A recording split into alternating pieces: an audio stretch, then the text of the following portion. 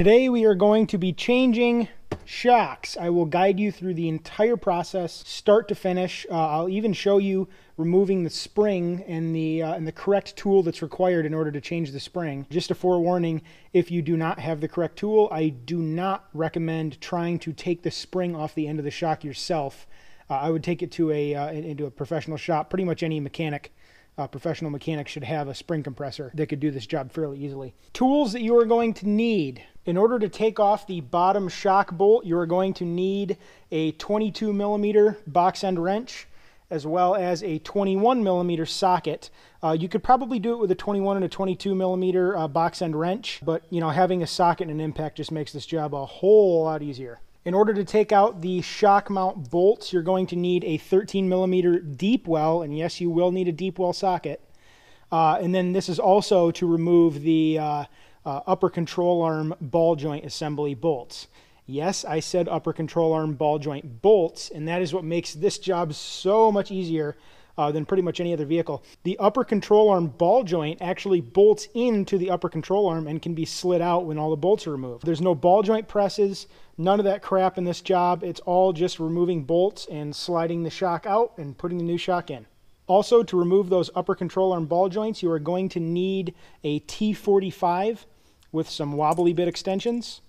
In order to remove the bolt head itself is actually a Torx. So going to need that to remove that, as well as that 13 millimeter deep well socket I mentioned. If you are going to be removing the spring from the shock, and I'll get to that later in the video, I'll show how it's done, you are going to need a 17 millimeter deep well socket in order to do that. This is just a 3/8 drive.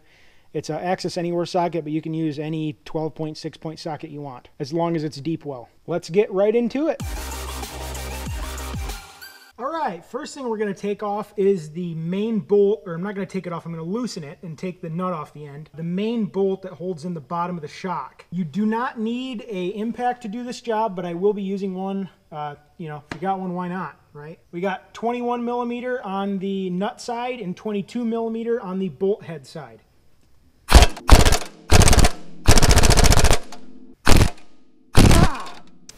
As mentioned earlier, when discussing tools, you are going to need a T45 for the bolt head and then a 13 millimeter socket for the nut. Once the nuts are loosened, you can just drop the bolt right out the bottom. There's a total of 3 of them, and then that entire ball joint assembly can be slid out of the control arm. I was out to make that steady figure.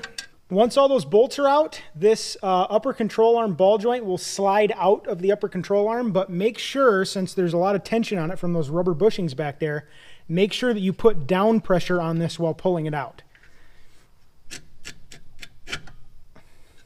And now you have a separated upper control arm. Now we can start knocking out the bottom bolt. Just use a punch or an extension in this case.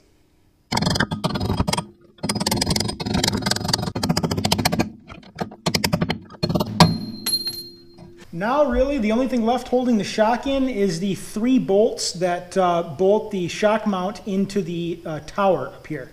So those are 3 13 millimeter nuts. Take all those off.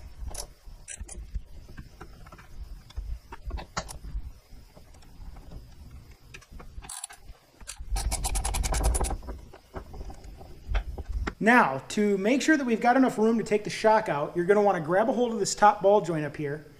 Grab a hold of the shock, and you're going to pull the shock up so that the mount on top is all the way tight.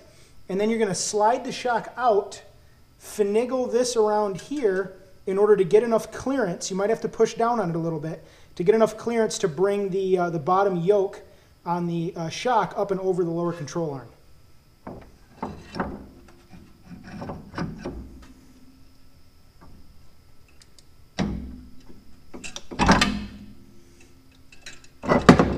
Just like that. And we have a shock. All right, guys, now we are into the spring compression phase in order to compress the spring, remove the shock mount, and pull and replace the shock. Now, I do not recommend doing this unless you have a stand-up spring compressor like this. Do not attempt to do this with McPherson strut compressors, or you know, any of those loaner tool things you get from AutoZone, it will not work, or it'll be so risky that I just don't recommend it with these particular coilovers. And I don't even think renting or buying a McPherson strut compressor set is worth it when you can get one of these, not this heavily modified. This is, I have a whole video on this particular spring compressor, how I modified it. But this type of stand-up spring compressor you can get on eBay for about $100. They're hydraulic, and they will absolutely do the job in order to compress springs on a W211. They will not compress the springs on a W164 ML or the GL. Those springs are just too heavy duty. That is actually the whole reason why I modified this spring compressor. I put a latching type mechanism on the front in order to tighten down and prevent these arms from splaying back out. I put supports down here, chains to the bottom, which prevent this from buckling up too much. And then I put a much heavier duty jack on the back end in order to make this thing, number one, a whole lot safer and make it work a lot better for what I'm actually going to be doing. So let's go ahead and start compressing the spring with this. And we'll take this top nut off here, and we'll have to decompress the spring in order to get the shock mount off, as well as the old shock out. So let's go ahead and do that.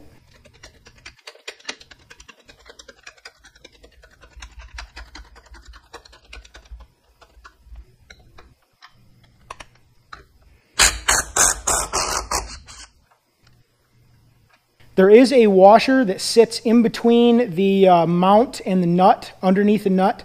Do not lose that washer. Most of your new shocks will include a new washer, but if not, make sure you put the original back in.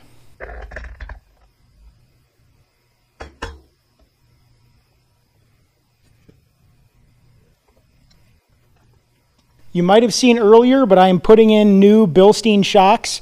There's only two brands I recommend on a W211 to put in. Number one is Bilstein, and number two is the OE Sachs.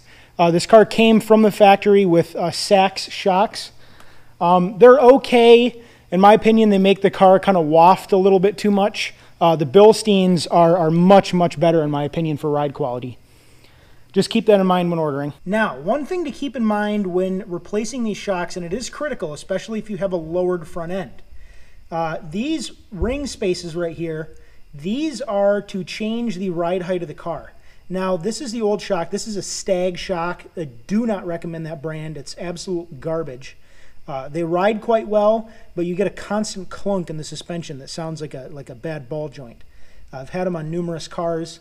The first car was an ML, and I had an absolute nightmare trying to diagnose what was causing the clunk. It turned out to be the shock. Do not buy Stag shocks. Second, the ride height is adjusted by moving this ring up or down. Moving the ring down lowers the ride height of the car. It essentially changes the position at which the spring sets. So this car here is sitting at the highest ride height possible. I lowered it one rung. The highest rung here in this Bilstein shock sits just a little bit higher than the Stag shock ring here. And so what I did was I lowered it one ring, so it's kind of in between. Just slightly in between. So remember to check that ring position, comparing your new shock to your old shock before you put it back in the spring. So guys, I did not get around to filming the entirety of putting the new shock back into the spring and compressing it. But what you can see here is the footage that I ended up with. I had a few issues getting the shock mount to align back up with the new shock, and getting the shock rod to come out the top of the mount. Couple things to keep in mind here is you're probably going to need an impact in order to get the nut, since it's a nylock nut, down on that shock rod, because otherwise the nut is just going to spin, or I should say the shaft is just going to spin with the nut, and it's never going to tighten. So definitely use an impact for that. Something you're going to want to keep in mind. And also, when letting the spring pressure back down on the mount, make sure that the end of the spring is sitting in the mount correctly. Once it's apart, you'll see what I'm talking about, but there's a little recess in the mount for the end of the spring that you want to make sure it lines back up. All right, putting the shock back in is the same process in reverse. Make sure that the shock mount on the top here goes in first. Align that up in the holes up above. And then what I will do to prevent it coming out and making reinstallation easier is I'll put one of the nuts back on top, just temporarily and loosely. And then you can go ahead and slide the shock right back on. It's likely that you'll probably have to realign the yoke with the bolt hole for the shock mount. So don't be afraid to twist that around.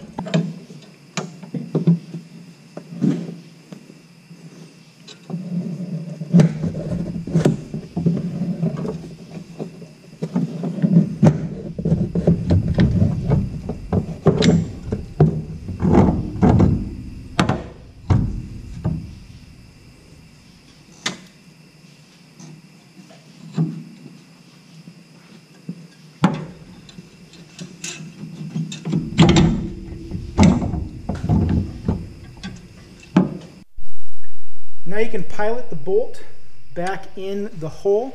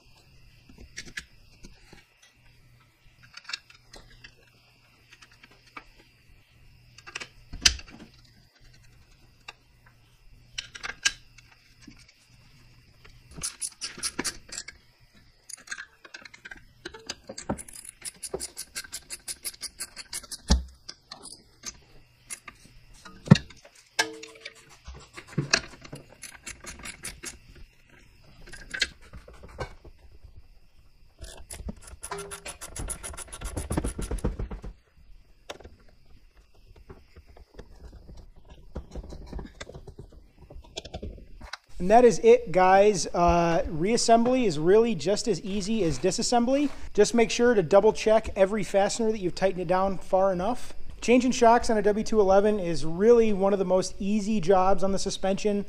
Changing ball joints and stuff like that, not so much.